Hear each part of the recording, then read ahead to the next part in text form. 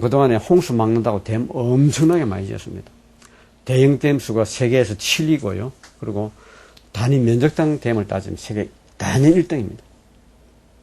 그래 댐을 막 지었는데 홍수 피해가 줄었나? 홍수 피해가 그동안에 엄청 늘었습니다. 70년대하고 비해보니까 70년대 거의 100배 정도 홍수 피해가 났어요. 100배 정도. 이건 절대로 댐이 없어서 홍수 피해 난 거 아닙니다. 일본은 댐을 거의 못 지었습니다. 주민들 반대가 심해가지고.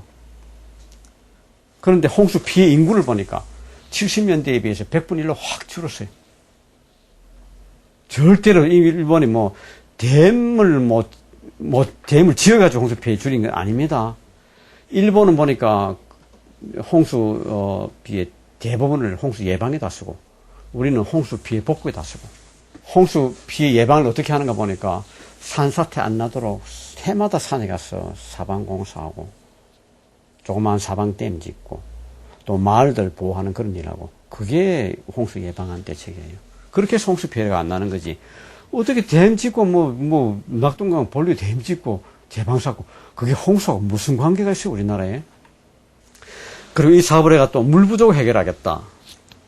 이것도 말이 맞지 않는 겁니다. 운하 만들 때도 똑같은 이야기겠죠. 물 부족 해결하겠다. 운하를 만들 때 보십시오. 운하를 만들면 그건 강은 수위를 유지하기 위해서 이 물을 쓸 수 있는 물이 아닙니다. 절대로 못 씁니다. 사실은 정비. 우리나라는 지금 수자원 장기 종합계획 세울 때 보면 항상 하천에는 유지용수를 두게 돼 있어요. 유지용수. 물이 흐르지 않으면, 하천에는 흐르지 않으면 물이 썩어버리기 때문에 그걸 두는 거예요.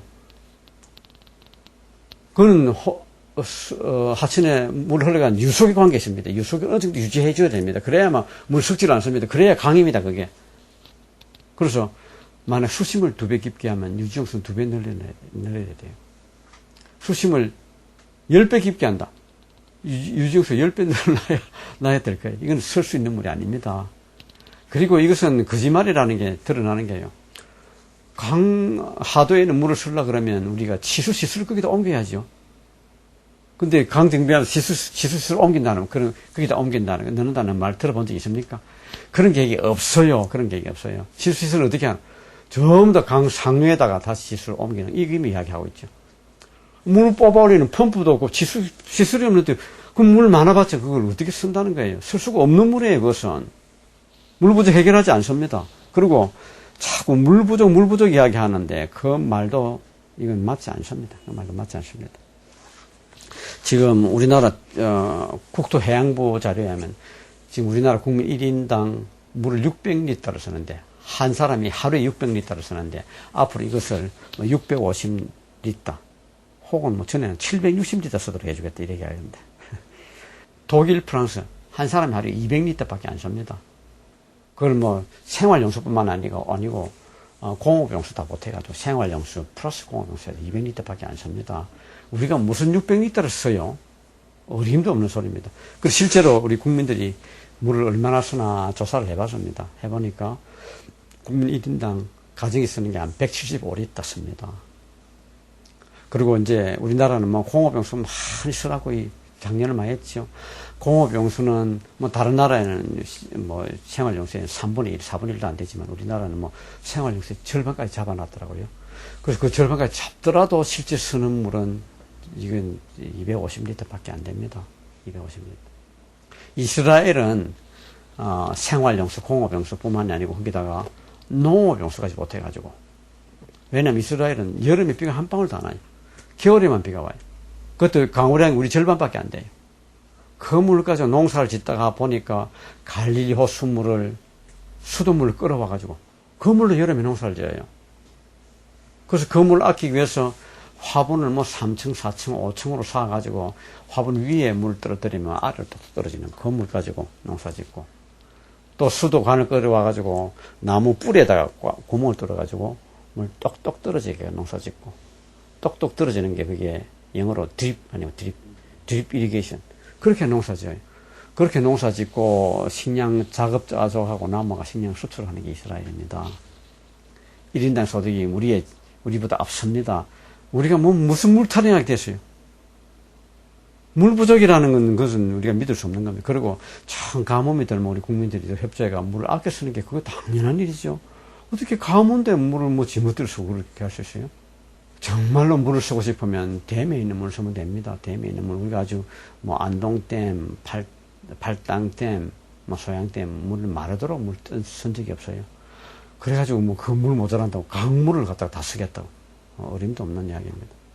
그리고 이 4대강 사업을 해가지고 강을 아름답게 만들겠다. 그런 이야기를 하는데 이것도 이 우리나라 자연강이 얼마나 아름다운지를 지금 모르고 하는, 멋대로 하는 말이에요. 멋대로 하는 말. 우리나라는 여름에, 유량이 많고 겨울에 적기 때문에 우리나라는 강변에 모래사장이 잘 발달되어 있어요. 많은 강들이 보면.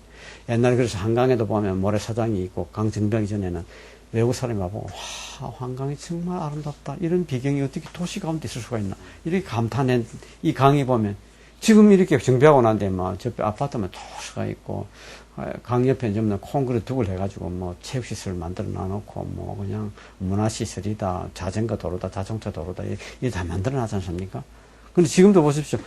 지금도 다녀보면 낙동강이나 이렇게 한강이나 우리 사람이 많이 손대지 않은 그런 지역 가보면 정말로 예뻐요. 너무 아름다워요.